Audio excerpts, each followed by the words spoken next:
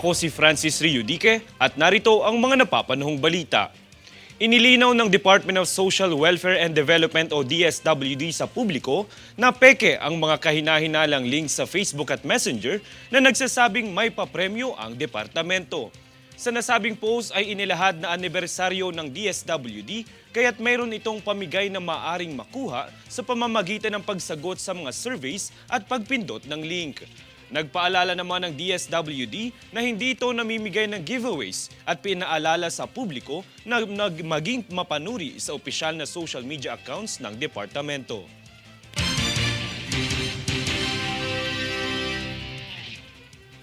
Nakatakdang magsagawa ng 3 araw na jeepney strike ang grupong Piston na magsisimula sa Lunes sa susunod na linggo. Alamin ang detalye sa ulat na ito. Higit sa 40 ruta ang maapektuhan sa Metro Manila dahil sa ikinasang jeepney strike ng grupong Piston. Ito ay magmumula sa Lunes sa susunod na linggo, November 20.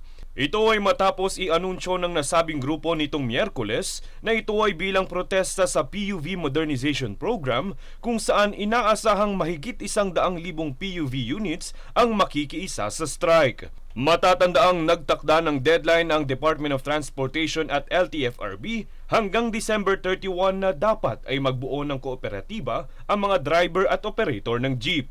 Samantala, ayon kay LTFRB spokesperson Celine Pialogo, makikipag-ugnayan ito sa mga ahensya ng pamahalaan at mga local government units upang masigurong may masasakyan ang mga commuters. Pero for Monday po, ang priority po yung masasakyan ng mga maaapekto ang pasahero. Aalamin po ma'am kung gaano po kadami ang piston doon, ano po ang route nila, at doon po tayo magde-deploy. Aniya, bukas din umano ang ahensya para sa open dialogue upang makipagdiskusyon kasama ang iba't ibang grupo ng PUVs. Francis Riudique, nag-uulat para sa One Media Network.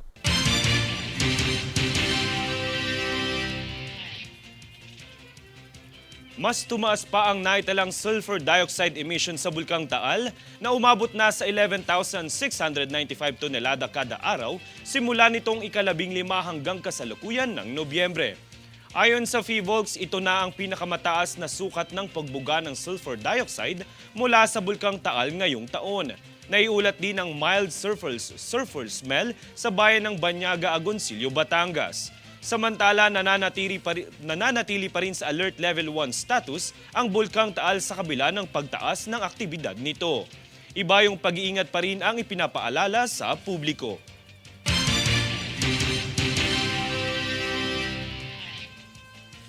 Kami ang boses ng pagbabago. Ako si Francis Riudique at ito ang News Force. Sa ulo ng mga balita. Ibinubugang sulfur dioxide emission ng Bulkang Taal tumataas. Supply ng bigas abot kaya ngayong taon. 13 Filipino repatriates mula sa Gaza nakabalik na ng bansa. MMDA Chief Bong Nebrija na suspindi dahil sa insidenteng idinawit si Senator Bong Revilla. 10 BSKE winners diskwalipikado dahil sa iligal na aktibidad. Filipino golfer Bianca Pagdangan lalaro sa kanyang CME Tour Championship debut. Patas at pantay na balita, komprehensibong ulat para sa pulso ng masa. Ito ang News Force.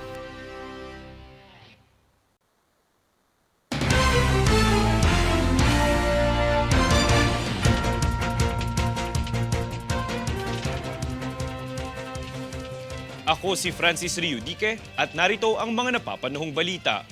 Magtatalaga ang pamahalang lungsod ng Cagayan de Oro ng mga mental health focal person sa mga barangay bilang bahagi ng kampanya nito upang mabawasan ang kaso ng depresyon na nauuwi sa suicide. Sinabi ni Dr. Jamie Pagaspas, Psychosocial Unit Chief ng City Social Welfare and Development o CSWD, na nakapagtala ang lungsod ng 47 kaso ng suicide sa unang 3 quarter ng taong ito. Ayon din kay Pagaspas, 4 na po sa 80 barangay sa lungsod ang unang magkakaroon ng mental health focal persons na tutulong sa mga tao na kumonekta sa CSWD sa pamamagitan ng pagbibigay ng first care at assessment.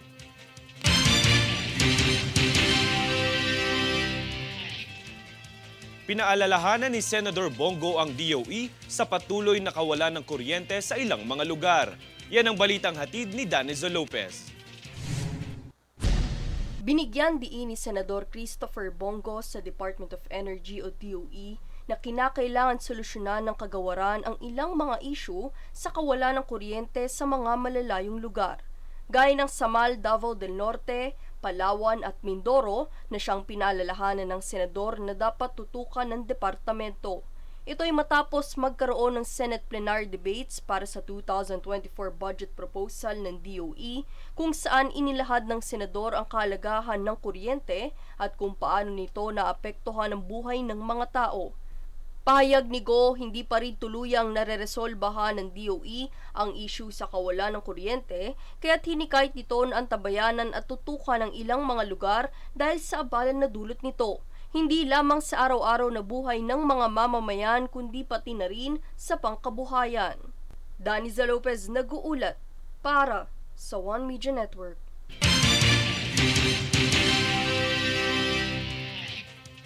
Ayon kay Pangulong Bongbong Marcos Jr., handa na umano ang Pilipinas na i-adapt ang konsepto ng Artificial Intelligence o AI. Ang pahayag na ito ay mula sa kanyang pakikipagpulong sa mga investor sa larangan ng teknolohiya na parte ng kanyang aktibidad sa pagdalo sa 30th Asia-Pacific Cooperation o APEC Summit. Aniya, ang AI ay may kakayahan na pag-aani ng mga buhay ng mga Pilipino, pataasin ang antas ng produksyon at patatagin ang competitiveness nito.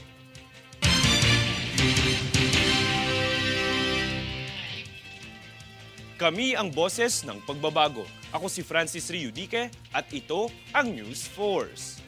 Sa ulo ng mga balita. Ibinubugang sulfur dioxide emission ng Bulkang Taal tumataas. Supply ng bigas abot kaya ngayong taon.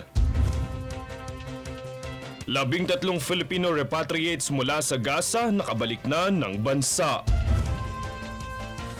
MMDA Chief Bong Nebrija na suspindi dahil sa insidenteng idinawit si Senator Bong Revilla. 10 BSKE winners diskwalipikado dahil sa iligal na aktibidad. Filipino golfer Bianca Pagdangan lalaro sa kanyang CME Tour Championship debut. Patas at pantay na balita, komprehensibong ulat para sa pulso ng masa. Ito ang News Force.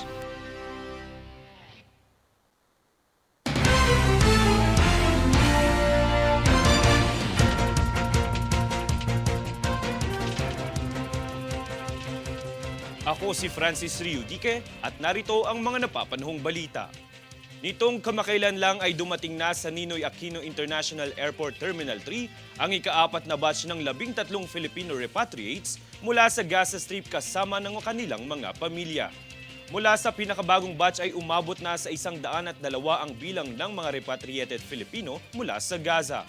Ang grupo na binubuo ng mga Pilipino kasama ang kanilang asawa at anak na Palestinian ay bumalik sa Pilipinas sa gitna ng tumitinding labanan sa pagitan ng Israel at ng militanteng grupong Hamas.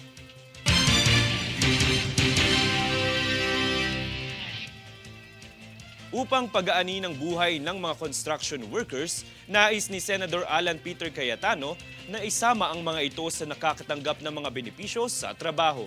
Alamin ang detalye kay Daniza Lopez. Sa plenary debate ng Department of Human Settlements and Urban Development o DSUD para sa 2024 budget, hangad ni Senador Alan Peter Cayetano na mabigyan ang mga construction workers ng benepisyo sa kanilang mga trabaho. Ito ay ang mga Social Security System o SSS, PhilHealth at Pag-ibig membership. Payag ni Senador Cayetano ang mga construction workers na siyang gumagawa ng mga bahay ay sila itong walang sariling tahanan. Dagdag pa niya nararapat na bigyang halaga ang mga manggagawa ng konstruksyon. Payag naman ni DSUD Secretary Jose Acuzar, gagawin ng departamento na maisakatuparan ang mga requirements sa kanilang development contracts. Daniza Lopez nag-uulat para sa One Media Network.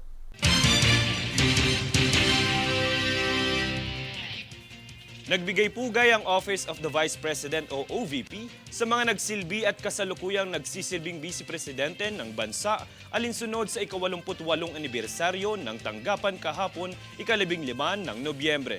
Kinilala ang 15 Vice Presidenteng nagsilbi, kabilang na ang kasalukuyang Vice Presidente na si Sara Duterte. Ang OVP ay binuo noong ika-15 ng Nobyembre taong 1935 sa pangunguna ni dating Vice Presidente Sergio Osmeña Sr.